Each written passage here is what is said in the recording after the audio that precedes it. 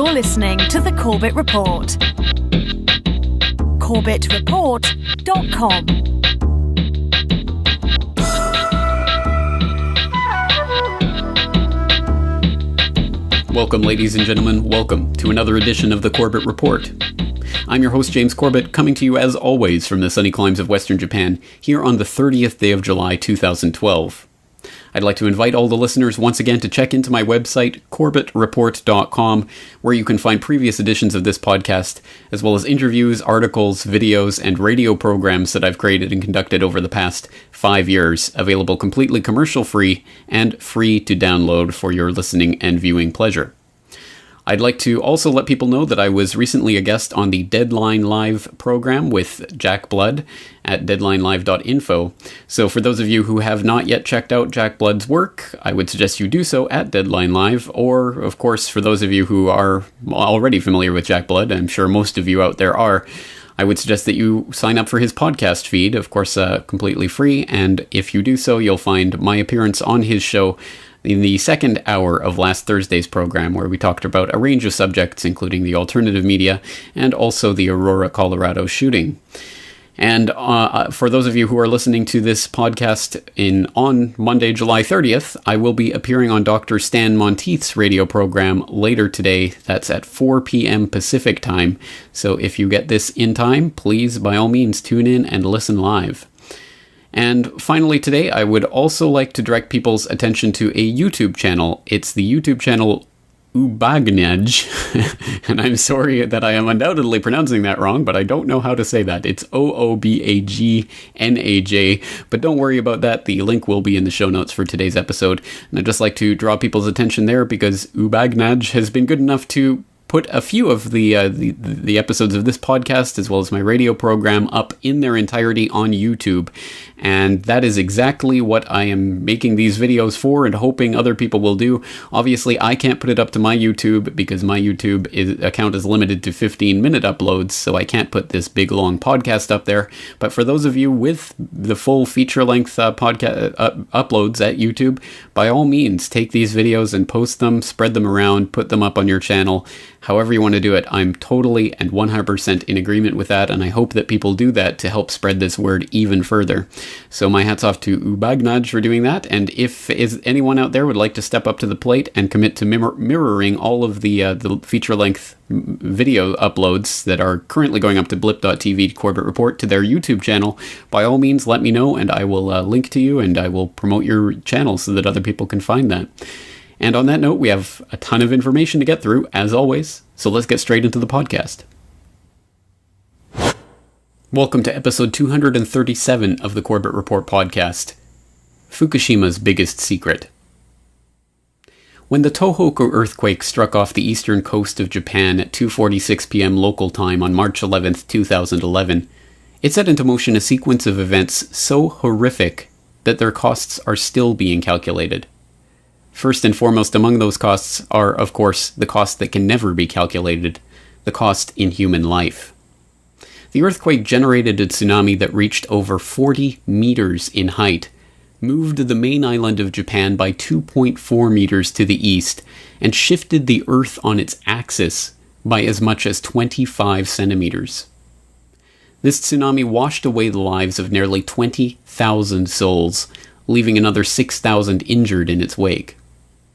In an instant, hundreds of thousands of houses, farms, schools, hospitals, and businesses were inundated. 340,000 people were displaced from their homes. The Japanese economy was affected to the tune of hundreds of billions of dollars. The scale of that tragedy is today still almost incomprehensible. But as we are all too familiar now, when the tsunami receded, it left behind it more than just the scar of destruction in its wake. It also exposed a great number of secrets that have long been sheltered by a bodyguard of lies. It exposed the myth of nuclear safety in Japan, as the Fukushima Daiichi nuclear meltdown crisis unfolded step by step, despite decades of assurances from the Japanese government that the country's 54 nuclear reactors were ready for any eventuality.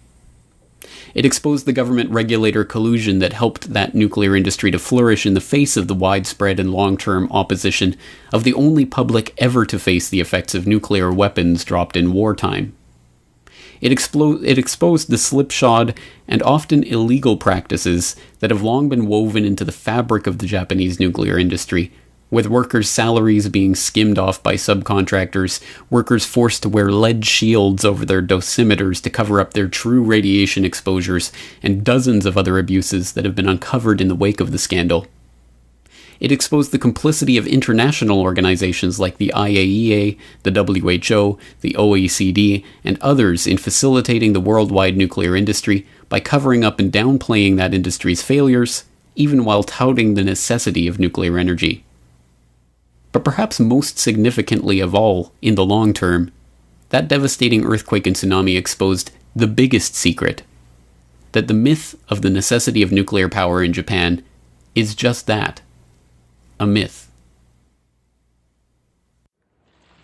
A grave decision to solve a grave crisis.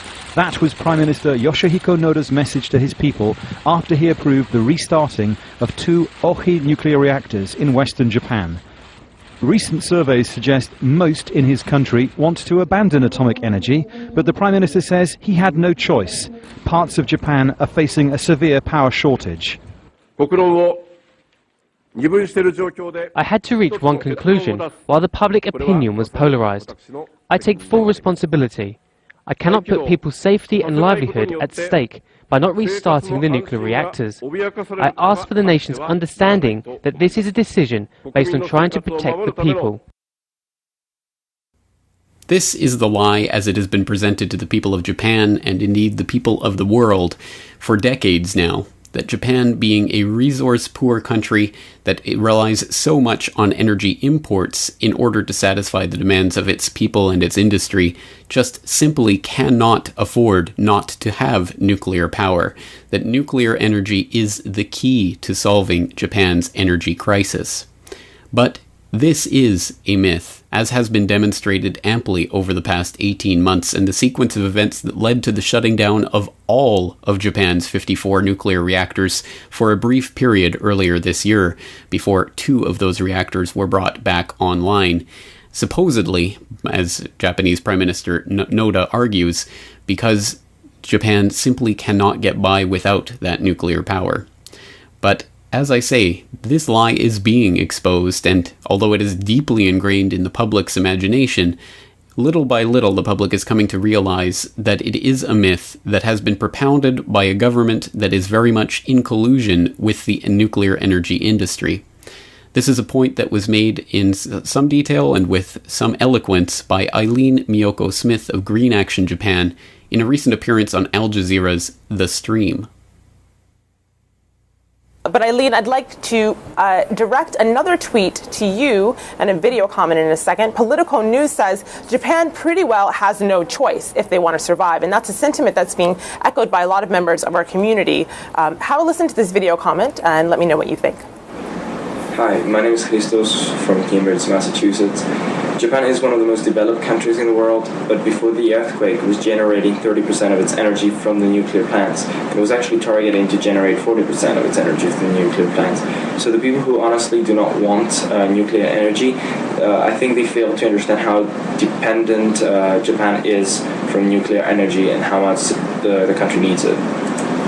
So Eileen, as he says, Japan needs nuclear energy. What are your thoughts? Okay, it's natural this person commented this way because the PR has been incredible through the decades that Japan had to have nuclear power or wouldn't survive. First of all, it's not 30% of Japan's energy is dependent on nuclear. It's 30% of electricity in Japan is dependent on nuclear, has been. Interesting enough, this May 5th, all the nuclear power plants shut down, and for nearly 2 months, we had zero nuclear power, and, Ginza was lit up, Tokyo's operating. People from Europe come and they thought that Japan is going to be dark, and they realized that there's this overuse of electricity even now with zero nuclear power. Then now 2 plants have gone online, and the argument is during the peak in the southern part of Japan. That's when we need the most electricity and we have to have nuclear power. But it turns out that these 2 nuclear power plants are operating, but still we have enough capacity that there is a margin of safety that even if these 2 were not operating, we'd be okay. So the myth now, and the whole country now knows, because we had a couple months without nuclear power, hey, we're surviving, we're okay. Now, this doesn't mean long-term, immediately, things are going to be that easy. But as far as, turning the lights on, operating the country, we don't have to have nuclear power. Well, she did say it at the end there, but it bears repeating that it is not going to be an easy process to transition off of nuclear power, if that is indeed what Japan decides to do by any means, and it simply won't be a matter of snapping our collective fingers to make that happen. It's going to be a long and hard and fought-out process to really replace the industry, which hitherto has been providing 30% of Japan's electricity. And that's a pretty huge hit for any country to take, and it's not one that has been taken lightly so far. Of course, Japan has managed to keep the lights on, and because of that, I'm able to come to you, for example, on a daily basis here at CorbettReport.com. But only through some Herculean efforts, and certainly not the types of efforts that could be sustained for long periods of time without some sort of significant transition taking place. So that, for example, one of the ways that the lights have stayed on is because of last year's effort during the summer months to reduce energy consumption especially in the eastern half of the country, which resulted in 20% reduction in energy usage over peak summer times, which is quite an incredible feat on the behalf of the people living there in eastern Japan. But certainly that's not something that would be expected to happen every year from now on. It was something that was the result of a very protracted, very difficult, very hard-won effort. Another of the hard-fought efforts that have made this possible has been simply a spending of money to make it happen, and that's reflected in a story that was posted just a few days ago to FukushimaUpdate.com, which I hope you are checking out on a daily basis. Fuel imports put trade deficit near 3 trillion yen. And it says the trade deficit grew to a record 2.915 trillion yen from January to June as rising energy imports more than offset a recovery in exports, the government said Wednesday. The sluggish outcome highlights the difficulties faced by the economy, which has been affected by a stronger yen, a gloomy global outlook amid the sovereign debt crisis in Europe, and growing demand for non-nuclear energy resources. So certainly there has been a large increase in imports, mostly in the form of liquefied natural gas, LNG, which has been the single greatest increase in imports during this crisis as Japan has struggled to meet its energy production needs in the wake of the taking offline of almost every single reactor in Japan.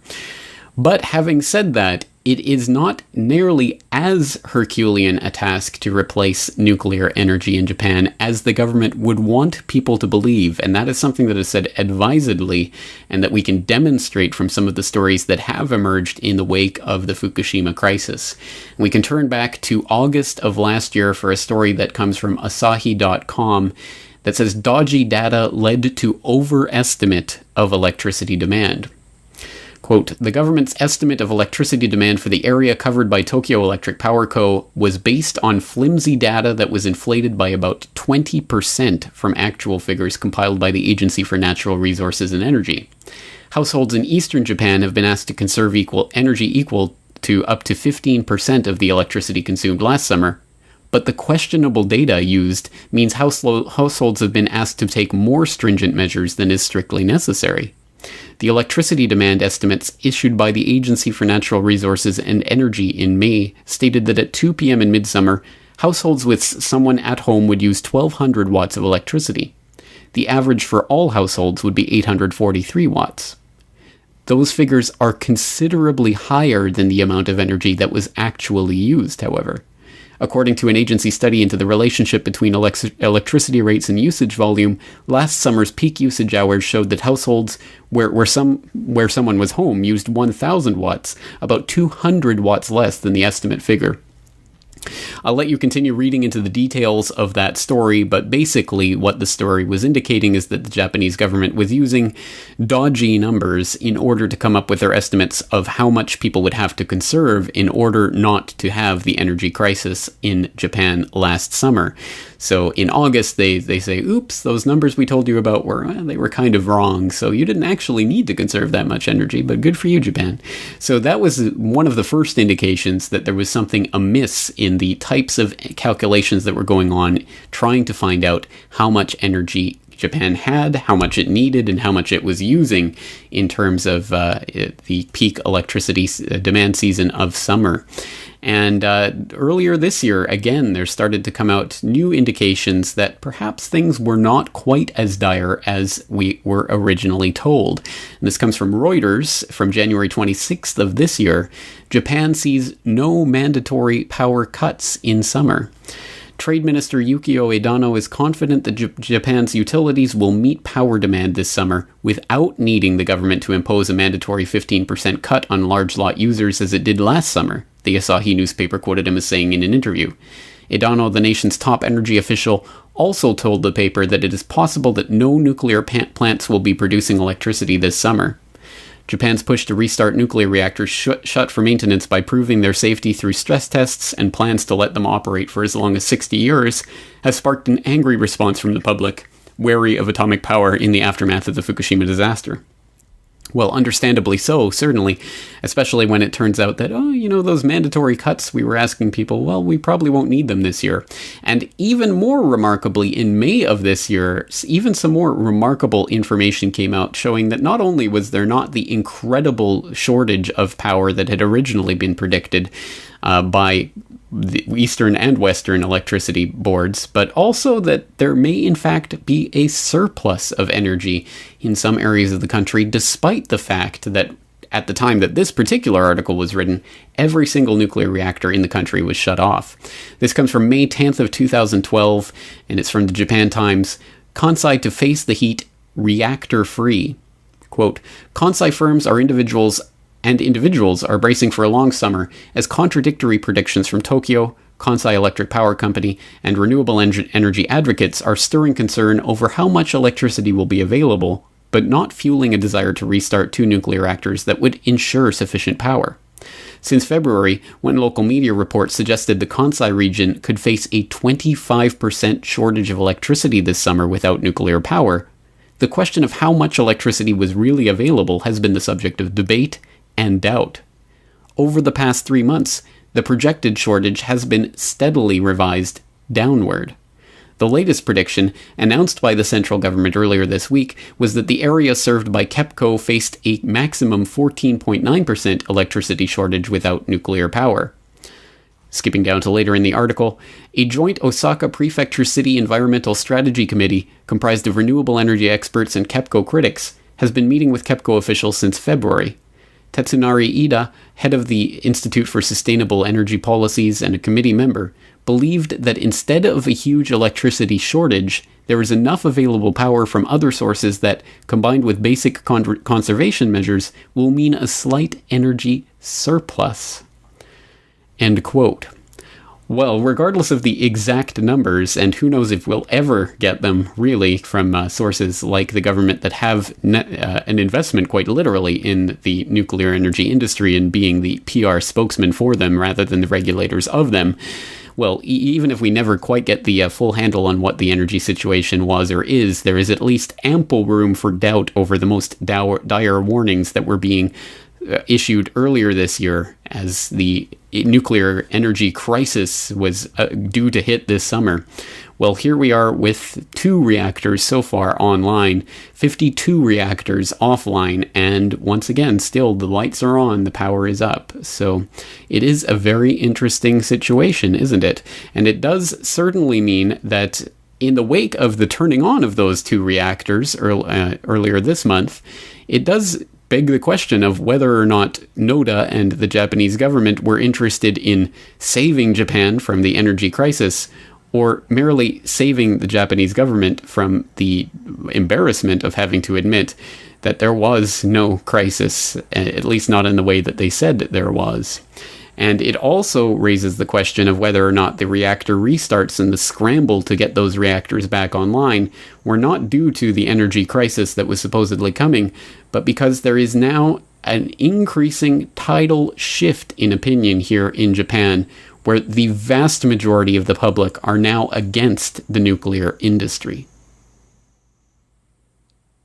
Public support for nuclear energy in Japan also seems to be slipping. Tens of thousands of demonstrators held their latest post-Fukushima protest aimed at pressuring the government to decommission power plants.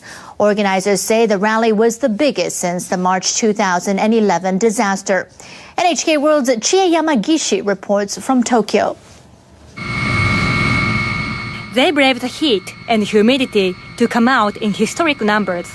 These protesters in Tokyo are demanding the government listen to citizens. Tens of thousands of people are here to say no to nuclear power. Nuclear power is too dangerous for humans to deal with. People in Japan found out how dangerous on March 11, 2011. An earthquake and tsunami triggered explosions and radiation leaks at Fukushima Daiichi. The crisis at the facility is still ongoing. Since then, Japanese have held protest after protest, urging the government to stop using atomic energy. A group of prominent figures called for this rally. Among them, a Nobel laureate and an Academy Award-winning musician. They told the crowd life and health are much more important than economic efficiency. Organizers say about 170,000 people came out today to listen to that message and to raise their own voices. Demonstrators demanded the government stop restarting nuclear plants and decommission them. Indeed, it seems that every week here in Japan brings with it a fresh round of protests against the nuclear energy industry, and it seems that every week those protests get louder and stronger as the numbers involved continue to swell. And I just posted up on FukushimaUpdate.com news of the latest round of protests, including protests that was held outside the Japanese government building, the Diet, last night, with 200,000 people attending a candlelight protest that surrounded the Japanese government building in Tokyo and was quite a thing to behold. That's 200,000 as estimated by the organizers of the protest, 17,000 as estimated by police. So I'll let you take a look at the photos and videos and decide for yourself which side you would like to believe in that estimate. I'm sure the truth is probably somewhere in the middle, but still, it is a staggering number of people who are very much involved in protesting against the industry in this normally quite complacent country where large-scale protests have not been seen politically for a good number of decades, with a public here that is, well, world-renowned for being quite complacent politically. So it is a remarkable thing that is happening here, and I certainly do not want to in any way, in any shape or form, downplay the scale and the size and the scope of the tragedy that has played itself out here for the last year and a half, and downplay the loss of lives or the potential loss of lives in the future, with Fukushima still very much a crisis that is important and ongoing and will not be cleaned up or cleared up, at the very least for decades, and realistically for thousands of years before all of the contaminants are really dispersed. But what we have here is a remarkable political opportunity that I think presents itself absolutely in no other polity in the world quite so clearly and quite so transformatively as it does here in Japan, with a vast number of people in the public, I would say the vast majority of the public, quite strongly on the side of shutting down the nuclear energy industry. And this presents an opportunity if the political establishment can be made to go along with it, and that is another question entirely, but it does present the opportunity to truly transition off of nuclear power and into alternative energies in a profound way.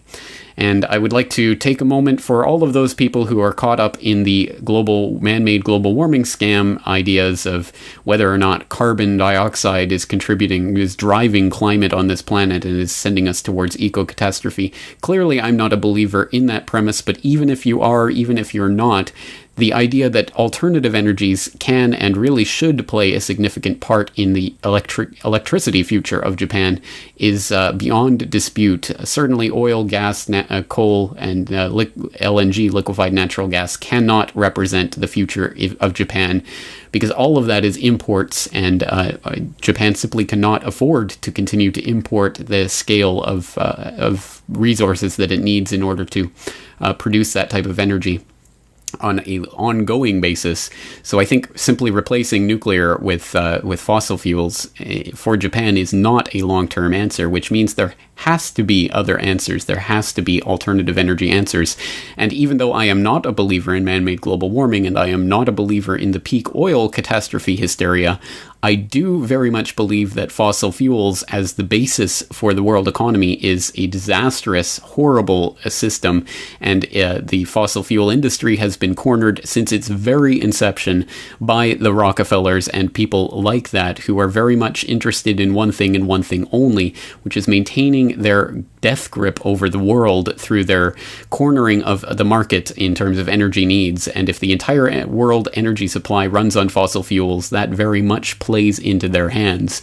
So while I certainly don't subscribe to the idea that we have to stop using fossil fuels or Mother Nature will die, I certainly don't subscribe to the idea that humans should subject themselves to that eternity of torture of being at the whims of the people in control of that fossil fuel industry, and who will increase or decrease supply as they wish, because scarcity is artificial scarcity, and send countries off to war and move countries around the geopolitical chessboard in search of this fossil fuel. I think it's a ridiculous way to run human civilization, and clearly if we are to progress into the next stages of development, we will need other forms of energy production. And I think this is truly the opportunity and the possibility that Japan is staring at right now. But the question, of course, becomes, if it is not to be nuclear power that will be the generating capacity and the solution for Japan's energy problems in the future, what will be that potential solution, or those potential solutions, perhaps we should say? Well, let's take a look at some of the numbers and figures.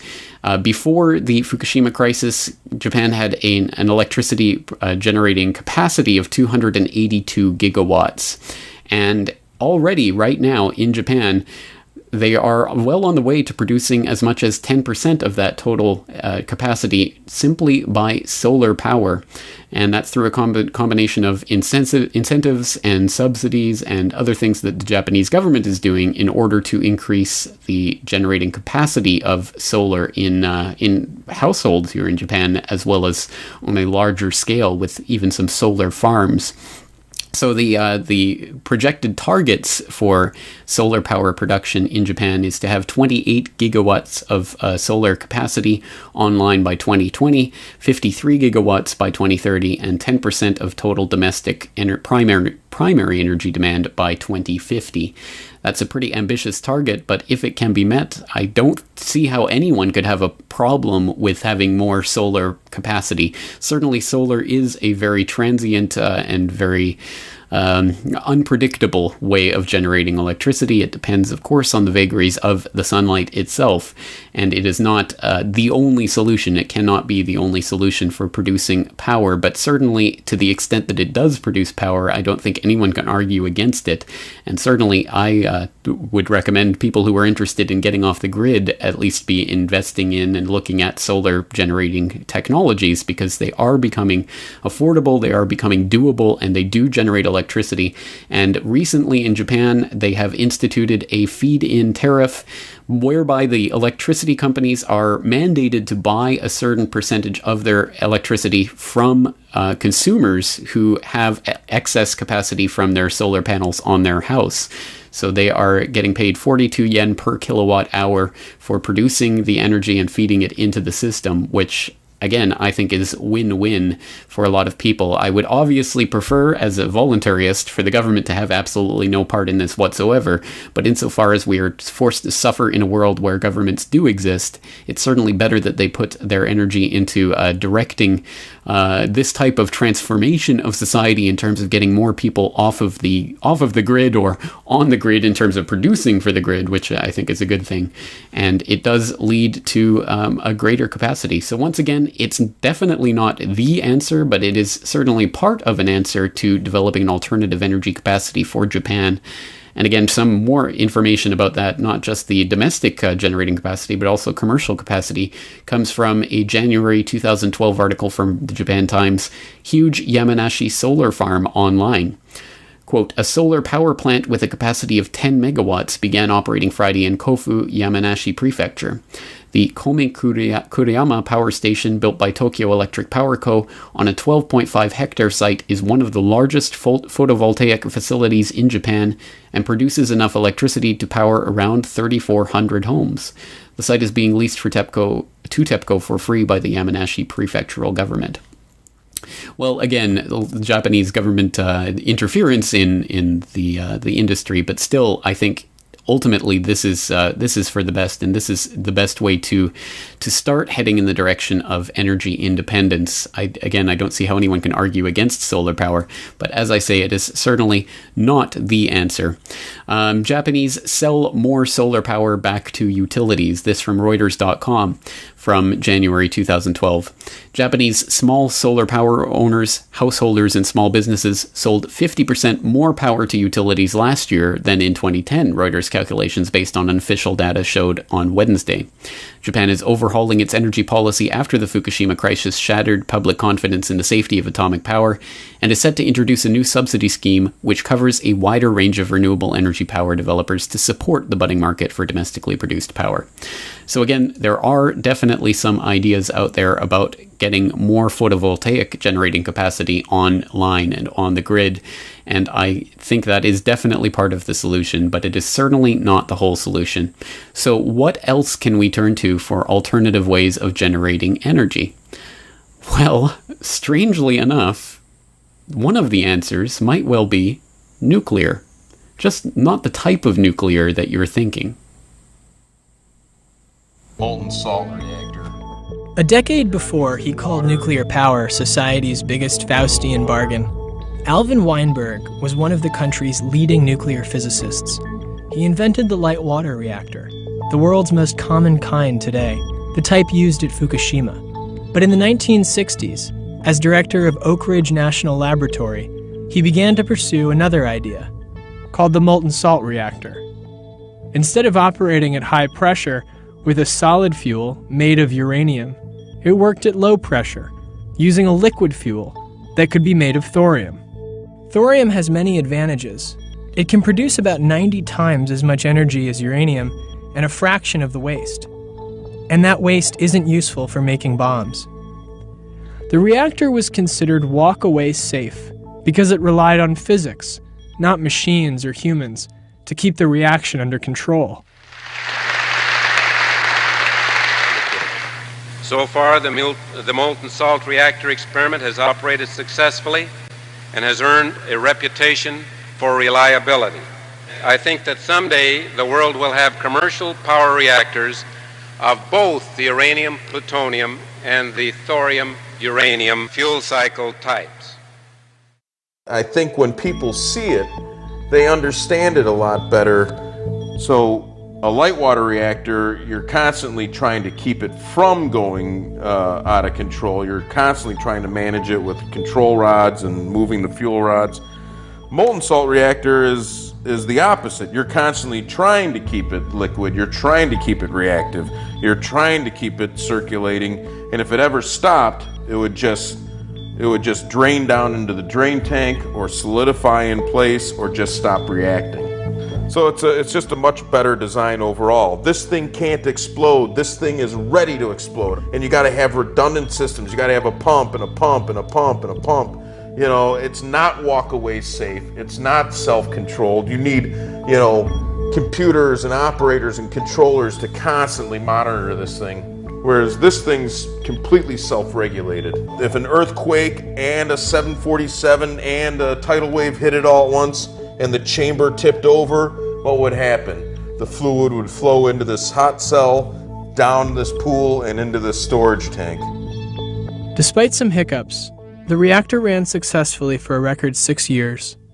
But Alvin Weinberg's concerns about the safety of light water reactors, which were then being built in the United States, had made him unpopular inside the Nixon administration. In 1973, he was fired, and the reactor was shut down. The project was eventually terminated, but I still think that, well, eventually people will come back to this way of trying reactors. That's right, folks. The answer to the nuclear nightmare posed by Fukushima and the potential for such nightmare taking place at other uranium reactors around the world may in fact be a different form of nuclear reactor. In this case, the liquid fluoride thorium reactor. And this is an idea that has been around for decades, but was not pursued because the uranium reactors just happen to make that possibility of producing material for nuclear bombs, which has played an integral role in the development of the nuclear industry as we've known it, and has led to us having these big, dangerous nuclear reactors with the possibility of meltdown at any time because of any type of huge-scale disaster. Well, there was, and there has been for decades, the idea in the bag for a different type of reactor that it is impossible for it to go into meltdown. It cannot achieve meltdown. There are no control rods necessary. You don't have to worry about active or even passive safety with this type of reactor because it absolutely cannot melt down. It once the reaction stops, it stops, and it has to be restarted, as opposed to uranium reactions, which have to be actively stopped one way or another, usually using control rods. So it's a completely different concept, and it is not simply a pie-in-the-sky concept. It's one that's been tested out on at least a couple of occasions, as evidenced in a talk given to Google Tech Talks by Dr. Joe Bonametti, who is a mechanical engineer from the University of Alabama in Huntsville, who has worked for the UAH Propulsion Research Center and NASA, and he's been a professor at the Naval Postgraduate School, etc., etc. So this is a quite highly qualified person who was talking about some of the history of some of the reactors that have already been tried out in the past using this concept.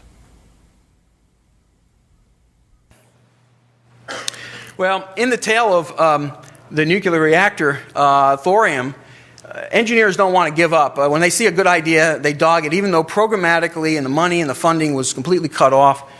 They went around, they said, look, Air Force, you don't have ICBMs yet. You need a credible defense to get your weapons out there, something that could fly a long time. How about this nuclear airplane? Now, the only way that this would ever do in a normal reactor is if you have a liquid reactor. And so they started a program. They sold the Air Force on it, as crazy as it is. And I understand that somebody recently has said something in England, I believe, about this. I would not like to see nuclear airplanes as our base of commercial flight. I can talk about that at some other time for the reasons for that. But this reactor program started out, they did 100 hours, a high temperature. I believe that may be still a record, certainly for the overall reactor running that long, that hot. And that's 1,500 degrees Fahrenheit. Very much hotter than most reactors can run. Two things that came out of this. One, the fission products were naturally removed as you were pumping at it, which was really nice, and get rid of the poisons. And two, the load following capability, which was essential for the airplane application, and the fact that you wanted to throttle something without control rods, have instant response from the reactor, and then throttle back if you needed to get your power. This reactor in the fluid method was able to do that unlike unconventional or conventional reactors. Well, that program died pretty quickly as soon as the Air Force realized they could do the job much better with missiles. Missile program went full ahead, and that one was canceled. The engineers still wouldn't give up, okay? They hunkered down in Oak Ridge National Laboratory in a small program, but they ran a small program from 65 to 1969. And the main thing I'll say about this, without going into great details of the molten salt reactor experiment, was the fact that they ran it 24 hours a day, 3 shifts every day, but none of the engineers wanted to stay for the weekend. So they shut it down on Friday night, and they started it up regularly on Monday morning. Something that's totally not even thought about today in nuclear power plants. It is a base load. When it goes down for a long time. You don't get to restart it.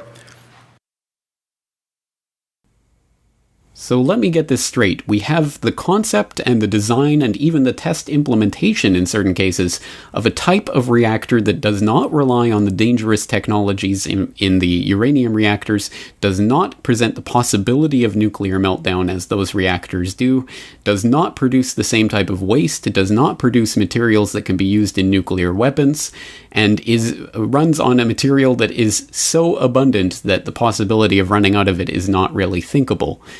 So why on earth have we not been using this up till this point? The nuclear industry is run by the government. You're going to have to get government blessing on something, unless you leave the United States or whatever. There are other countries that are looking into thorium, but again, not significantly. And so I think the barrier is those type of things. It is a nuclear process, and you're going to have to deal with the proper regulations to meet that. Oh, that's right. Government regulation and interference make it an unviable technology. Well, I think we all should have seen that coming. So for people who are interested in this safe and clean and effective form of nuclear power that has never been really tried on a commercial scale because of those government restrictions and regulations, I suggest you start looking into thorium online, and there are many, many resources out there for you to explore. I'll just put a couple of them out there. For example, there's the Thorium Energy Alliance at thoriumenergyalliance.com. There's also energyfromthorium.com. There are numerous lectures and presentations available online for you to explore that technology in greater detail. But for anyone out there who's still wondering why it is that governments are so wedded to this inherently unsafe and unstable uranium reactor for nuclear power, which does not present the what we were all promised in the Atoms for Peace project back in the 50s of electricity too cheap to meter and all of that jazz that they tried to stuff down the public's throats. For people who don't understand what that's all about, I would highly suggest going back to my interview earlier this year with Joseph Trento in his decades-long investigation that uncovered the secret plutonium shipping program whereby the U.S. Shipped plutonium to Japan for use in its nuclear program. That was all part of really this covert idea of Japan having this operational ability to have nuclear weapons program. Basically, with the flip of a switch, the nuclear energy program here in Japan could very easily be turned into a nuclear weapons program if and when that opportunity presents itself. And that is exactly what underlies the Japanese nuclear energy program, the American nuclear energy program, and indeed every nuclear energy program hitherto tested in the world, is the underlying idea that the uranium byproducts of those reactors can be used as the fissile material for weapons. That is why we have these designs. That is why we are living with these ticking time bombs in so many countries around the world, and certainly here in Japan. And that is what is driving the politics. So it is a mighty behemoth indeed to try to slaughter the uranium reactor mindset that has unfortunately infested itself and become that underlying infrastructure that makes it the 8,000-pound giant that can that thinking of displacing it as the nuclear power paradigm is extremely difficult. But again, it won't happen without political will, and political will can't be garnered without people at least looking into the issue of alternatives like liquid fluoride thorium reactors. But having said that, we've explored solar, we've explored thorium nuclear reactors. There are other untapped natural resources here in Japan, one of which is geothermal energy. Of course, for an island nation here on the Ring of Fire with volcanic activity and all of that underlying this very seismically unstable nation, there is a huge potential for geothermal energy here that is not nearly being tapped as much as it could be. Currently, it's the geothermal plants here in Japan. There are 19 of them, and they are producing 535 megawatts of power a year, which is not a huge amount by any means. But it could be so much more. And for that, we can turn to an article from the Japan Times from September of 2011. Geothermal trove lies mostly untapped despite energy crisis. And this article says, quote, "Conventional wisdom holds that Japan has few natural resources, but geothermal advocates have long argued such thinking ignores this form of energy. A survey by the National Institute of Advanced Industrial Science and Technology in 2008 shows Japan ranks third worldwide in geothermal resources, behind Indonesia and the United States. There is an estimated 23.5 gigawatts of geothermal energy that could be tapped, the equivalent of 20 nuclear power plants. End quote. Well, I'll let you read the rest of that article for more information about the geothermal potential of Japan, but suffice it to say, yes, even the Japanese government admits the 23.5 gigawatt capacity, and others put that even higher. So certainly there is a large amount of untapped geothermal potential here. What is the other main natural resource that is abundant here in Japan that I think is just waiting to be exploited for the electricity potential that it holds? Well, we're here in an island nation right next to the incredible force of the Pacific Ocean and all of those uncountable billions and billions and billions and billions and billions of gallons of water slushing back and forth all the time. It was the incredible energy that was unlocked by the earthquake that resulted in that devastating tsunami, but it can be tapped for electricity as well. What am I talking about? I'm talking about tidal power. Despite the fact that the oceans cover 70% of the planet's surface, we've only begun to tap them directly as an energy source. But these marine powerhouses may one day unlock the door to clean, limitless energy. Hydroelectric power was the great renewable energy source of the 20th century, and it will continue to provide gigawatts of power. But with most of the world's rivers already dammed, the future of hydropower will come from the sea.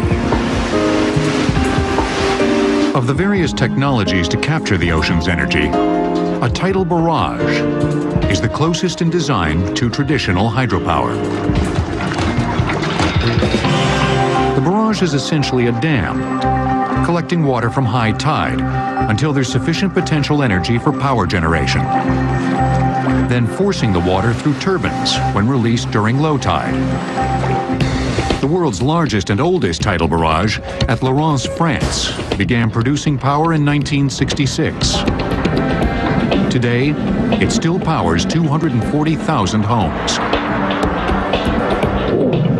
A more recent technology known as tidal stream power uses propeller-like turbines to capture the kinetic energy of underwater currents.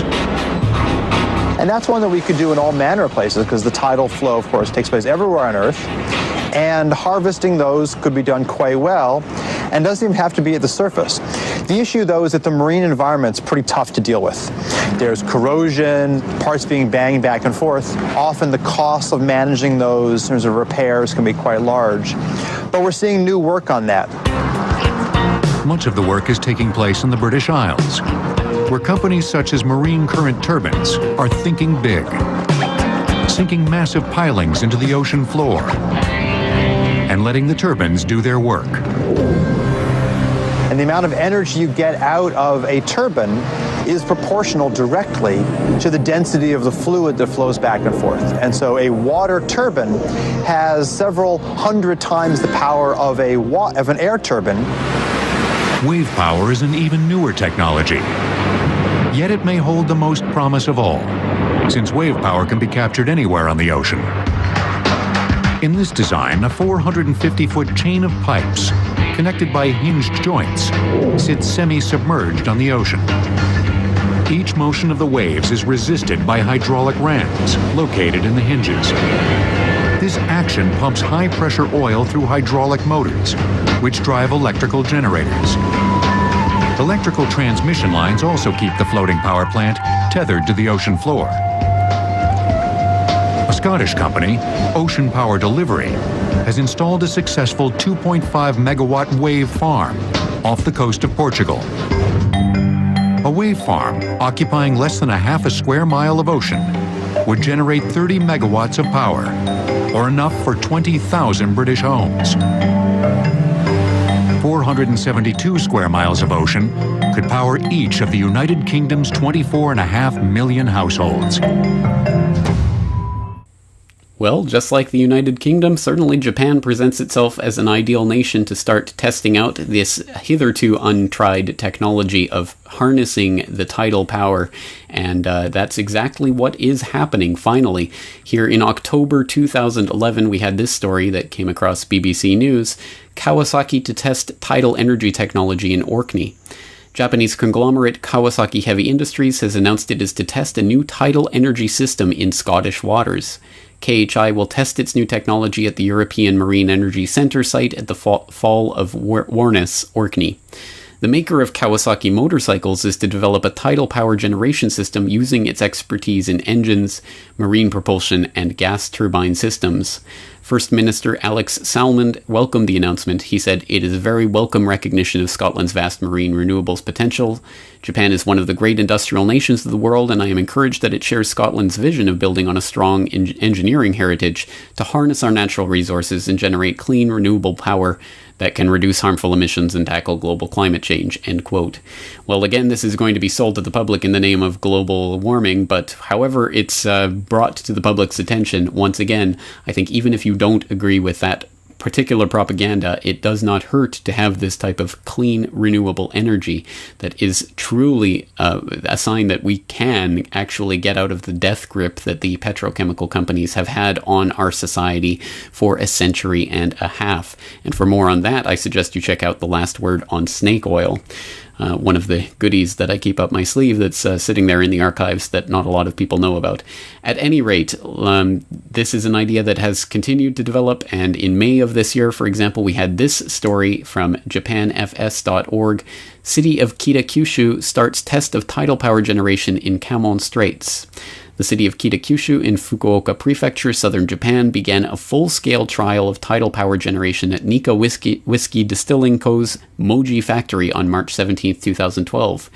An experimental tidal power generator has been set up next to the jetty at Moji factory, where it faces the Kamon Straits, one of the fastest tidal currents in Japan. The test aims to verify power generation capacity and to confirm such issues as the cost and maintenance frequency required.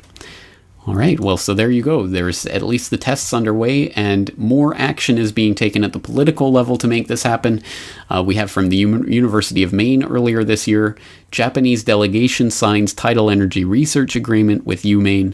University and government officials from Japan were in Orono this week to sign a research agreement between the University of Maine's Tidal Power Initiative and the North Japan Research Institute for Sustainable Energy of Hirosaki University.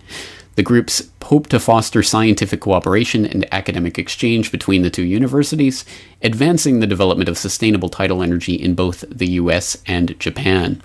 And even more comes from AsianPower.com, 27th of March 2012, tidal energy added to Japan's energy mix. Japan's post-Fukushima search for new sources of electrical power has led it to tidal energy. The country's first tidal turbine will be delivered this October. The new turbine, made by Tocardo BV International of the Netherlands, will serve as an important demonstration of tidal technology in Japan. And it goes on to note that the current Tocardo turbines have a output capacity of 100 to 200 kilowatts, but they are currently working on a 500 kilowatt and a 1 megawatt offshore turbine. So start to add those up, and again, it starts to add up into something significant that can produce electricity. Again, there is no shortage of ideas out there of different ways of producing electricity. It depends where the political will is. And unfortunately, in the systems that we're living in, that depends in a few people living in faraway locales that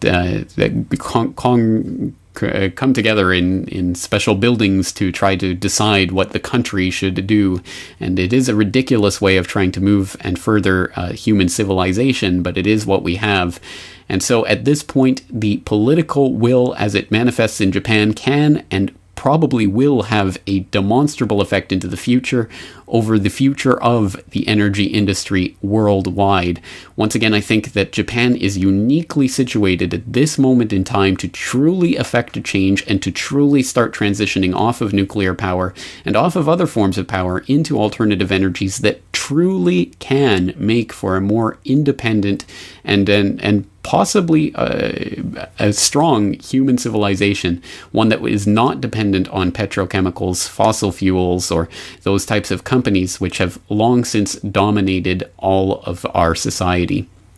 And so it is that the Japanese people have the incredible task right now of trying to convince their political masters of the need to turn away from nuclear power.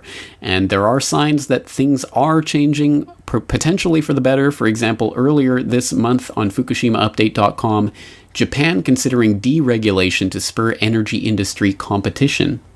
Quote, Japan should overhaul its power sector dominated by regional monopolies to promote competition and a stable power supply, according to a draft proposal issued by a panel of experts set up after the Fukushima nuclear disaster.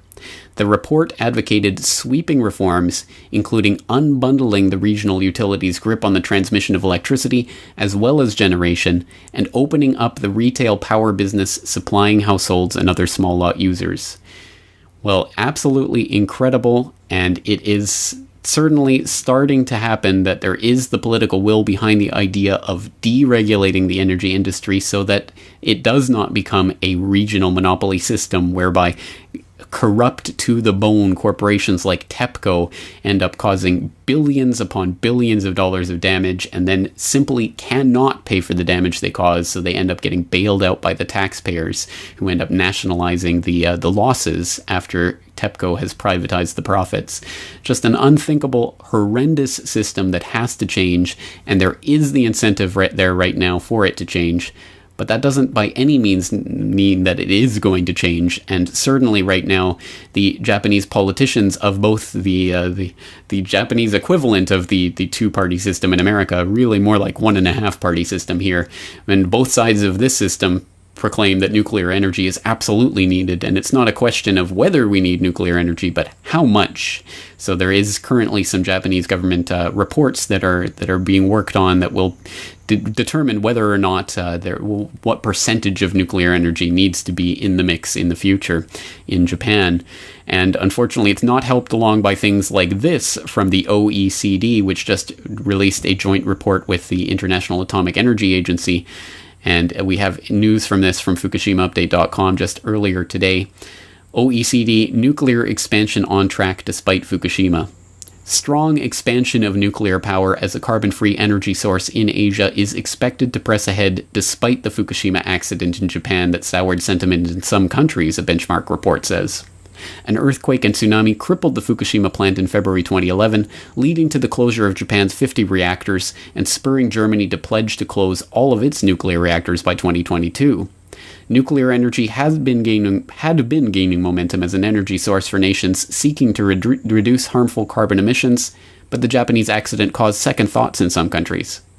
World nuclear capacity is, however, expected to grow by 44 to 99% by 2035, according to a biennial report from the UN nuclear body and the Organization for Economic Cooperation and Development.